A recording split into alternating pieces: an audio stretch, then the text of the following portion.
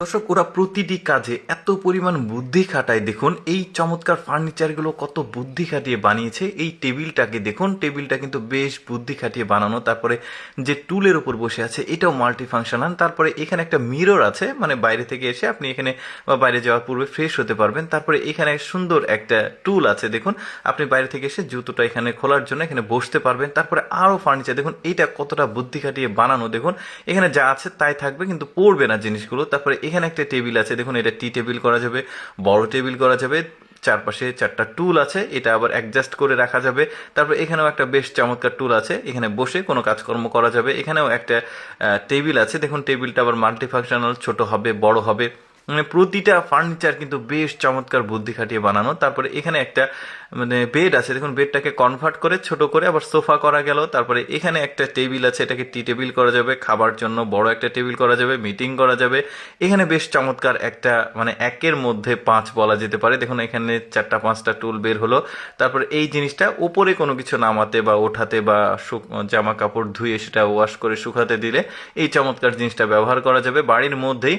তারপর দেখুন এই যে ফার্নিচারটা দেখুন, বেশ চমৎকার একটা এখানে সোফা আছে, বেশ দারুণ। মানে আপনার বাসা যদি ছোট হয় এই ধরনের ফার্নিচারগুলো আপনি বাসায় মানে রাখতে পারবেন, মানে যেগুলো ফ্লেক্সিবল, মানে ফোল্ডিং, ছোট করা যাবে বড় করা যাবে। এই টেবিলটা তো বেশ চমৎকার। তারপরে এখানে যে মাল্টি ফাংশনাল টুলসগুলো আছে দেখতে পাচ্ছেন, একের মধ্যে পাঁচ। তারপরে এইটা বেশ চমৎকার, এটা কিন্তু আরেকটা আছে, একটু পরে সেটা দেখাচ্ছি।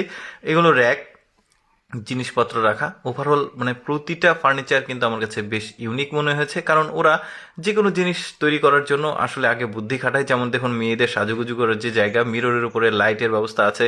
তারপরে এখানে ড্রয়ার আছে, মানে ওয়ারড্রপ প্লাস সাজুগুজু করার জায়গা। তারপরে এটাও বেশ চমৎকার একটা টুল দেখতে পাচ্ছেন। ওপরে আবার টেবিল আছে, দুইজন বসে চারজন বসে আড্ডা দেওয়া যাবে।